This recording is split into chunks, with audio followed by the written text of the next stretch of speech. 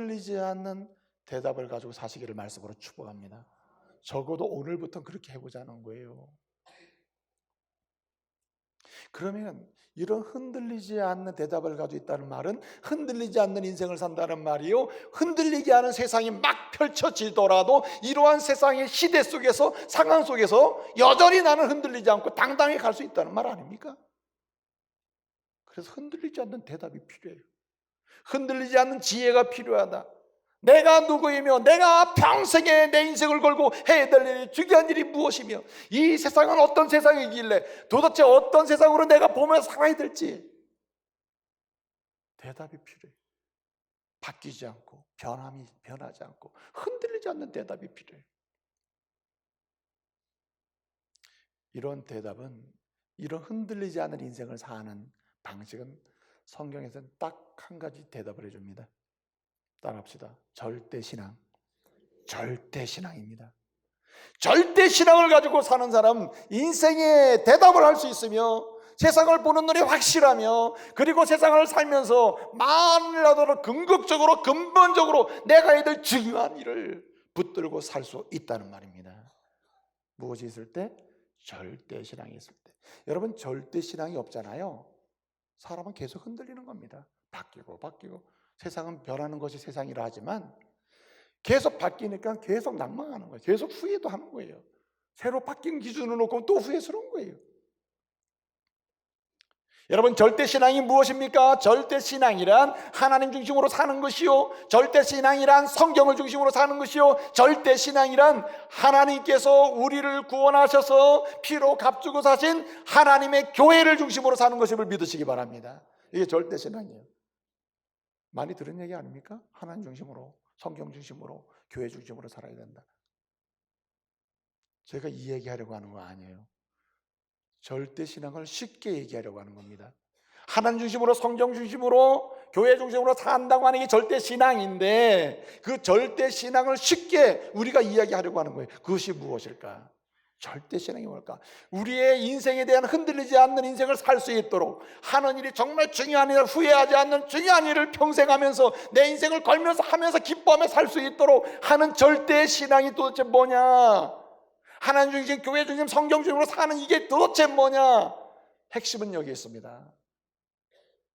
한번 같이 해볼까요? 따라해 보십시오. 하나님이 나를 위해 뭐 하신다? 싸워주신다. 할렐루야. 하나님이 나를 위해 싸워주신다. 하나님이 우리를 위해 싸워주신다.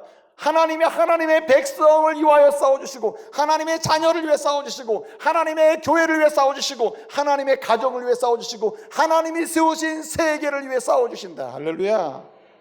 하나님이 싸워주신다고 하는 이 절대신앙이 우리라고 하면 흔들리지 않는 자기의, 흔들리지 않는 인생 목적, 흔들리지 않는 인생의 가업을 경험하고 붙들고 가면서 싸워서 나갈 수 있게 만드는 거예요. 주님은 계속해서 그 이후의 역사 속에서 우리에게 계속 말씀해 줍니다. 내가 흔들리지 않는 인생을 살기로 원한다면 너와 내 자신이 누구이고 이 세상을 어떻게 보며 내가 인생을 살면서 인생을 걸고 해야 될 중요한 일이 무엇인지 확실히 붙들고 살려면은 적어도 이 한 가지를 잊지 말아라. 절대신앙. 하나님이 너를 위해 싸워주시면 네가 하려고 하지 말아라. 그래서 여러분, 출애굽기 14장을 보면요, 홍해 건너는 사건이 나오거든요.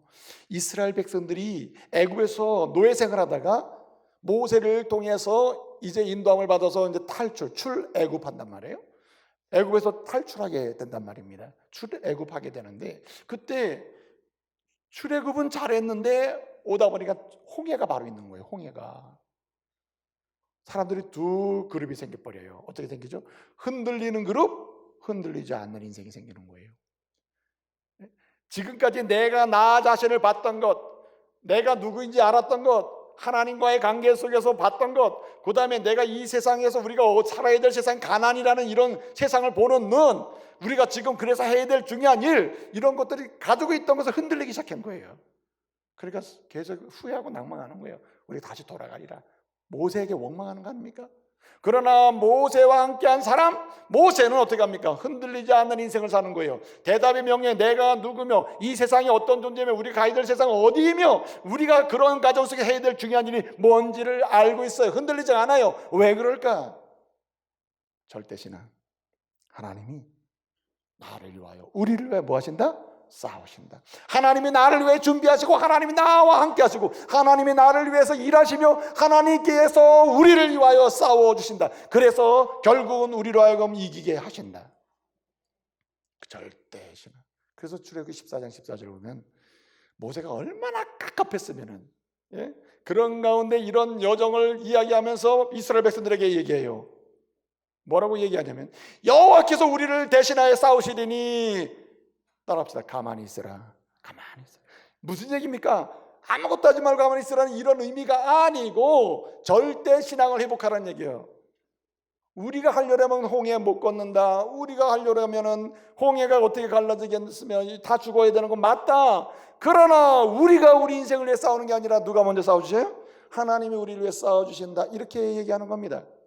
역사 속에서 보게 되면 성경을 보면 위대한 하나님의 사람들, 흔들리지 않는 내가 누구며 세상 속에서 세상을 어떻게 바라보며 내가 세상을 살면 가장 중요하게 여겨야 될 인생을 걸고 해야 될 중요한 일이 무엇이냐에 대한 확실한 대답을 가지고 흔들림 없는 인생을 살았던 하나님의 일꾼들을 보게 되면 한결같이 믿음의 전통이 있습니다. 신앙의 전통이 있습니다. 딱 한 가지예요. 하나님이 우리를 위해 싸워주신다.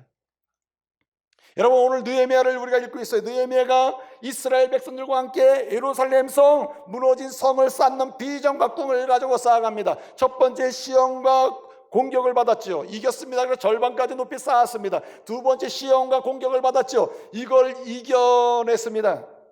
어떻게 이겨냈습니까? 오늘 14절 우리가 읽지 않았습니다. 14절 지난주 설교죠. 이거 이겨낸 방법 중에 한 가지가 뭡니까? 하나님의 은혜로운 말씀으로 서로 격려할 때다. 예컨대 두려워하지 말아라. 주를 기억하라. 내 자녀와 내 아내와 내 집을 위하여 뭐하라? 싸우라. 이렇게 해서 해라는 거예요. 그래서 결국은 자 백성들이 이겨내가지고 이제 다시 15절 보게 되면 뭐라는겁니까? 다시 근심하던 자리로 다시 돌아와서 흔들리지 않는 인생에 내가 누구냐, 세상이 어떤 것이냐, 할 일이 뭐냐를 정한 다음에 다시 흔들리지 않는 자리로 돌아왔다. 오늘 15절 하반절 보니까 각각 자기의 일터로 돌아와서 일을 하였다라고 되어 있습니다. 그런데 그러한 사람들에게 느헤미야가 해주는 말이 뭡니까? 또 흔들리면 어떻게? 또 못하겠다면 어떻게? 또 염려하면 어떻게 하냐 말이에요. 그래서 오늘 15절 보면 이렇게 얘기합니다. 앞에서 1차, 2차 다 이긴 사건을 이렇게 한마디로 표시해요. 뭐라고 하냐면 15절에 하나님께서 저들의 꾀를, 하나님이 그들의 꾀를 뭐 하셨어요? 패하셨다. 15절 보면 하나님께서 그들의 꾀를 패하셨으므로 우리는 다시 우리의 할 일을 하게 되었다. 이렇게 얘기합니다. 그러니까 느헤미야가 하고 싶은 일이 뭐죠? 하나님이 우리를 위해 뭐 하신다? 싸우신다. 그래서 20절 이렇게 얘기합니다. 20절 하반절을 보니까 오늘 본문의 결론이 20절 하반절 이렇게 얘기합니다. 하나님이, 우리의 하나님이 우리를 위하여 뭐 하시리라? 싸우시리라. 이 믿음으로 오늘을 보고 당신을 이해하고 세상을 이해하고 당신이 해야 될 일을 선택하라. 흔들리지 않을 것이다. 오늘 이렇게 얘기하는 거예요. 그렇습니다, 여러분. 믿음의 선진들을 보면 한결같이 성공적인 인생을 살고 흔들림이 없어. 바람이 부나 영적인 바람이 부나 태풍이 오나 비가 쏟아지나 전혀 상관없이 우리는 우리의 인생을 사노라, 하나님 허락한 인생을 사노라, 흔들림 없이 가는 사람은 딱 한 가지가 그냥 그 심령 그리고 그 삶의 여정에 확실하게 실체적으로 드러나는 게 뭐냐면 하나님이 오늘도 내일도 지난날도 나를 위해 뭐 하신다? 싸우신다. 하나님이 나와 함께 해서 나를 위해 싸우신다. 여러분, 그렇습니다. 여러분, 이스라엘 백성들이 요단강을 건너 들어가기 전에 모세를 통해서 마지막 권면을 합니다. 너네 요단강 건너가면 이제 전쟁이 시작되는데 어떻게 하면 요단강을 건너가서 가나안 땅을 정복할 수 있느냐? 이 한 가지는 잊지 말아라. 다른 것은 몰라도 절대 신앙이다. 신명기 1장 30절 23장 10절 말씀을 보게 되면 확실히 한 가지가 뭐냐면 하나님이 우리를 위해 뭐 하시리라? 싸우신다. 이거 잊지 말라는 거예요. 여러분, 여호수아가요 이스라엘 백성 들고 가나안 땅에 들어갑니다. 그래서 요단강을 건너 전쟁을 시작해요. 여리고 전쟁을 해서 시작해가지고 전쟁을 하는데 전쟁에서 대패를 한 적이 한 번 있죠. 여호수아 7장을 보게 되면 아이성과의 전투입니다. 아이성과의 전투의 패배의 근본적인 이유는 딱 하나입니다. 절대신앙의 부재예요. 이 작은 성, 아주 형편없는 성, 우리가 싸울 수 있지. 아니고 무엇해야 이겼습니까? 우리가 싸워 이기리라 했을 땐 졌습니다. 그러나 하나님이 이 작은 성이라 하더라도 주님이 싸워주실 때 우리는 이 성을 정복할 수 있다. 그래서 이기는 거 아니에요. 그래서 여러분 여호수아 10장이나 여호수아 23장 3절을 보게 되면 결론이 뭐냐면 하나님이 우리를 위해 뭐 하신다? 싸우신다. 이게 여호수아의 결론이에요. 여러분 다윗이 말입니다. 다윗이 왕노릇하고 인생을 살면서 처음부터 끝까지 깨달은 게 한 가지가 있습니다. 그것이 뭘까요? 시편 34편 7절을 말씀 보게 되면 다윗은 하나님께서 이스라엘을 세우신 왕으로서 하나님이 세우신 이스라엘을 전쟁을 통해 가지고 통일 왕국을 세운 사람이거든요. 수많은 전쟁에서 다 이겼습니다. 진 적이 없어요. 다 이긴 사람이 다윗입니다. 그 수많은 전쟁을 다 이기고 통일 이스라엘을 세운 사람이 다윗인데 그가 한 말은 오직 하는 내가 잘 싸웠다. 우리 군대가 대단하다. 이렇게 말한 적도 없을 뿐더러 그가 한 말은 뭐냐면 34편 7절을 보니까 뭐라 했습니까? 이렇게 이야기하고 있는 거예요. 여호와께서 여호와를 경외하는 사람들, 자기를 위하여 경외하는 그 사람들을 위해서 뭐예요? 둘러 진치고 그를 건지시려다. 무슨 말이에요? 하나님이 우리를 뭐 하신다? 싸워주셨다. 하나님 앞으로 싸워주신다는 거예요. 여러분 그 아버지의 그 아들입니다. 솔로몬의 아들이 다윗의 아들이 솔로몬 아닙니까? 솔로몬이 인생을 살면서 참으로 사실 그는 전쟁을 많이 하지 않는 사람이에요. 그럼에도 불구하고 전쟁은 외적으로 가시적인 것만 전쟁이 아니잖아요. 실제 전쟁, 무서운 전쟁은 내적 전쟁이에요. 영적 전쟁이에요. 내 심리학에서 싸우는 것이고 관계 속에서 심리적, 정신적으로 싸우는 게 얼마나 무서운 일입니까? 근데 여러분 그가 시편 127편 1절에서 뭐라고 얘기합니까? 예? 여호와께서 성을 지키지 아니하시면 파수꾼의 경성함이 허사로다. 무슨 말입니까? 하나님께서 우리를 위해 지켜주시고 싸워주시지 않으면 우리의 예루살렘 성 무너지고 내 인생의 성 무너지고 내 가정의 성 무너지고 하나님이 주신 우리의 아름다운 성 다 무너진다는 거예요. 어떠한 캐슬도 무너지게 된다. 어떻게 견디겠어요? 그러므로 사랑하는 성도 여러분, 여러분의 인생 여정에 하나님이 나를 위해 싸우시고 나와 함께 하시고 나를 위해 일하시고 결국은 승리하게 하신다는 이 절대 신앙을 절대로 놓지 마시기를 말씀으로 축복합니다. 이거 붙잡아야 돼요. 여러분 왜 교회를 다닙니까? 그냥 교제하고 즐겁고 어디 가는 것보다 여기 가는 게 좋으니까 이런 나이브한 생각으로 와 있으면 안 돼요. 다른 것은 몰라도 절대 신앙을 붙잡아야 할 줄로 믿습니다. 하나님이 우리 가정을 위하여, 하나님이 나를 위하여, 하나님이 내 자녀를 위하여, 하나님이 내 아내와 남편을 위하여, 하나님이 내 사업을 위하여. 아멘 하세요. 아멘입니다. 예? 하나님이 우리를 위해 싸우신다. 여러분 히스기야가 왕노릇을 정말 하나님 중심으로 하려고 했는데도 불구하고 남쪽 이스라엘, 모든 이스라엘이 다 초토화됐어요. 아수르라는 나라에. 이거 아시리아가 그 시대 강대국이잖아요. 그 아시리아가 쳐들어와가지고 다 무너뜨리고 정복한 다음에 마지막으로 예루살렘 성이 남았거든요. 예루살렘 성을 18만 5천 명이, 여러분 예루살렘은 큰 성도 아니에요. 약 한 1만 명 정도 거주하는 성입니다. 18만 5천 명이 그냥 거기를 둘러 진치고 포위를 한 다음에 항복하라 이렇게 얘기하는 거예요. 그 당시에 왕은 히스기야입니다. 히스기야는 다른 것은 몰라도 한 가지 다른 게 있습니다. 그것이 뭐냐면 절대신앙이에요. 하나님이 우리를 위해 싸우시고, 하나님이 나를 위해 싸우시고, 하나님이 우리 공동체를 위해 싸우시고, 하나님이 하나님의 나라를 위해 싸우신다. 그러므로 우리가 싸우면 지지만 하나님이 싸우시면 이긴다. 그 신앙이 절대적 신앙 붙들고 있었거든요. 어떻게 됐습니까? 하룻밤 사이에 18만 5천 명이 그냥 싹 무너져 버렸어요. 싸우지도 않았는데 자중질환이 일어나서 한 번에 무너져 버려요. 히스기야는요, 인생의 가장 고통스러운 육체의 싸움을 한 사람이에요. 너는 죽으리라. 불치의 질병에 걸려서 그는 죽게 된 이 싸움, 이 질병과 싸움은 아주 육체적 투쟁을 한 사람이에요. 근데 여러분 육체적 싸움 중에서도 그가 이런 약 먹고 저런 약 먹고 나서 난 게 아닙니다. 물론 이런 약 저런 약 먹었겠죠. 그러나 그는 고백해요. 누가? 하나님이 나를 위하여 내 질병과 내 약함과 싸우심으로 내가 강건하게 되었노라. 할렐루야. 15년을 더 연장했다 그랬습니다. 오늘 이 시간 주의 전에 올라온 믿음의 가족들, 우리 가운데에 하나님께서 주시는 우리를 위해 싸우신다는 절대 신앙의 회복이 있기를 말씀으로 축복합니다. 이 신앙으로 오늘의 싸움을 풀어갈 수 있는 은혜가 있기를 말씀으로 축복합니다. 그래서 히스기야는 이렇게 고백하는 겁니다. 역대하 32장 8절에 보면 이렇게 고백해요. 저들과 함께한 자는 육신의 팔이요. 한마디로 아수르와 함께하는 사람은 굉장히 군대도 많고 굉장히 많지만 그 힘은 세상의 힘이다 이거예요. 그러나 우리는 적고 숫자도 적지만 우리와 함께한 자는 하나님 여호와이시니 그가 우리를 대신하여 싸우시리라. 우리를 도우시고 우리를 대신하여 뭐 하시리라? 싸우시리라. 할렐루야. 여러분, 히스기야는 이런 고백 속에 육체의 질병도 정치적인 문제도 그리고 전쟁도 어떤 싸움도 이겨내고 승리의 계열을 부르신 줄 믿으시기 바랍니다. 여러분, 히스기야는요 오늘 이 시대에 저와 여러분이 돼야 하고 느헤미야가 이렇게 절대신앙으로 싸워 이겼는데 성을 건축했는데 저와 여러분이 오늘의 느헤미야가 돼야 할 줄로 믿습니다. 이런 절대신앙으로 가야 된다. 그래서 여러분, 이 절대신앙을 가지고 있잖아요. 하나님 우리를 위해서 하신다.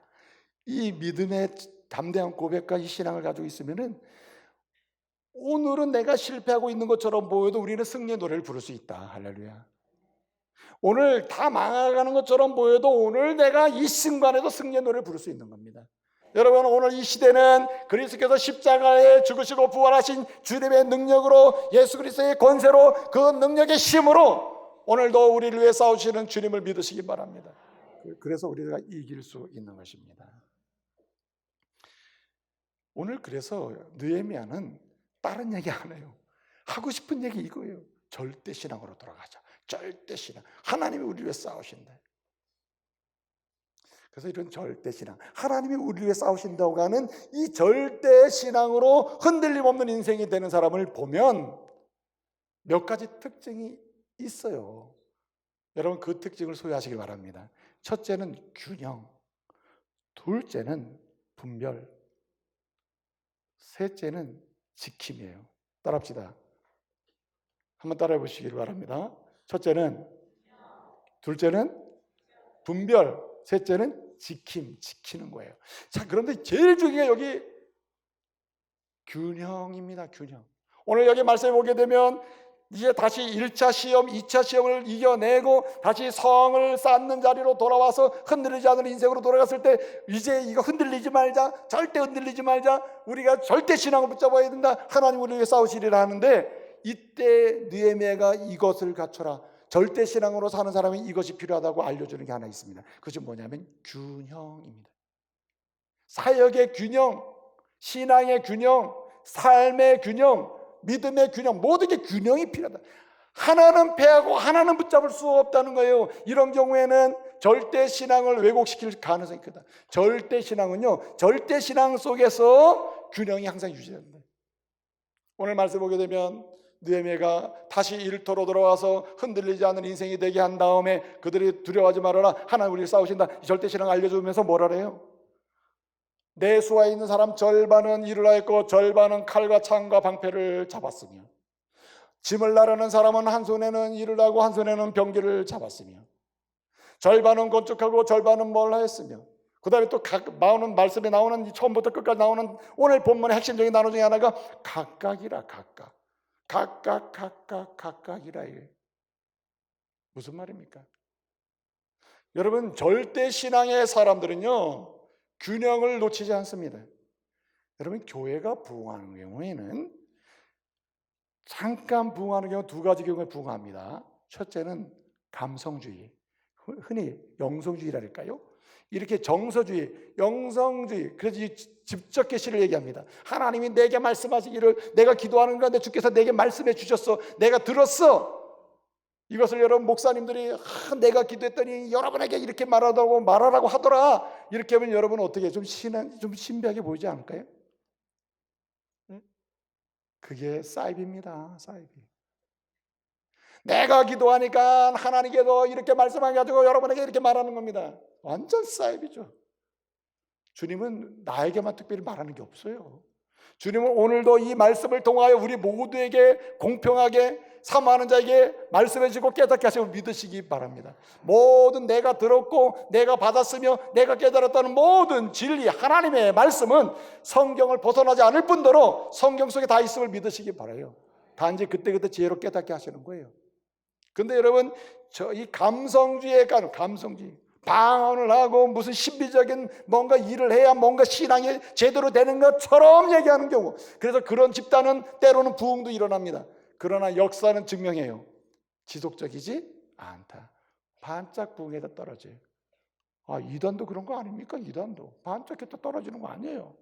정상적이지 않다 이 말이에요. 그러니까 여러분, 누가 목사님이 내가 기도하면 다 낫는다고 이렇게 말하는 사람 절대 머리띠 밀지 마세요. 나 짜증나요.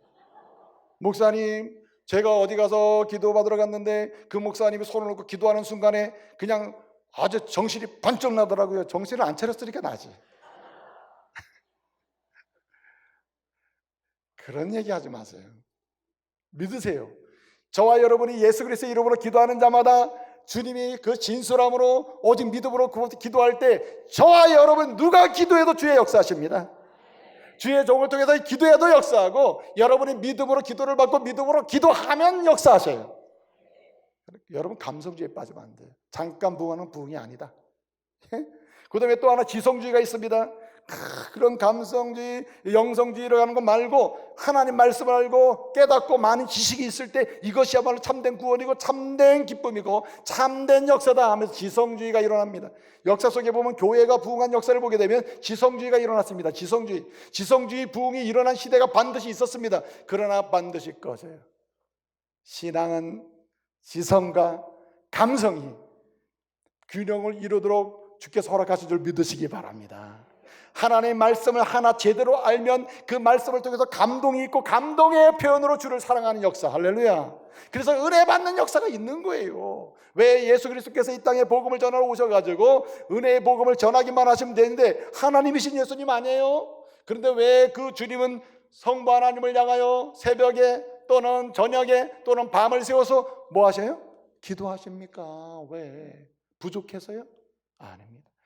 주님은 성부 하나님을 향하여 기도하고 그 사역을 함께 나누시면은 오늘 어떤 관점에 오게 되면 오늘 왜곡된, 균형이 무너진 왜곡된 신자들을 향하여 그렇게 살면 안 된다 이겁니다. 오늘 일로 봉사하는 사람은 기도만 하는 사람을 비난합니다. 기도하는 사람은 봉사만 하는 사람을 비난해요. 그러나 다 문제입니다. 사실은 기도 없는 봉사는 무너져요. 언젠가는 원망하게 됩니다. 낭망하게 돼요. 또 반대로 낭망 없는 기도는 삶의 능력이 나타나지 않습니다. 내가 기도했는데 하나님께 기도하는가, 내가 봉사를 해본 적이 없는데 하나님 주신 기적이 뭔지를 몰라요. 뭔지를. 그렇지 않습니까? 균형이, 영적 균형이 필요하다. 여러분, 그래서 여러분 예컨대 지성주의자들이 지성주의를 강조하기 위하여 반감성 운동을 벌입니다. 반감성. 예? 감정이나 영성은 문제다. 그 반대 세력으로 몰아붙이고 아프게 해요. 또는 영성주의 신앙자들은 지성주의를 반신앙으로, 잘못된 신앙으로 몰아붙인다 이거예요. 이제 말씀을 마치겠습니다. 여러분, 이 시대는 누군가가 헌신자가 필요해요. 제일 편하게 살기 좋은 방식은 한쪽 편에 들어가서 그냥 아무 생각 없이 따라가는 겁니다. 그러나 그리스도인은 편하자고 사는 사람이 아니라 샬롬의 시대를 여는 사람들이에요. 자유의 시대를 여는 사람이에요. 믿음으로 축복하는 사람들이에요. 하나님의 몸된 교회, 우리 중보교회 가족들이 다시 한번 이 중심에 설 수 있는 은혜가 있기를 말씀으로 축복합니다. 절대 신앙, 하나님이 우리를 위하여 싸우신다.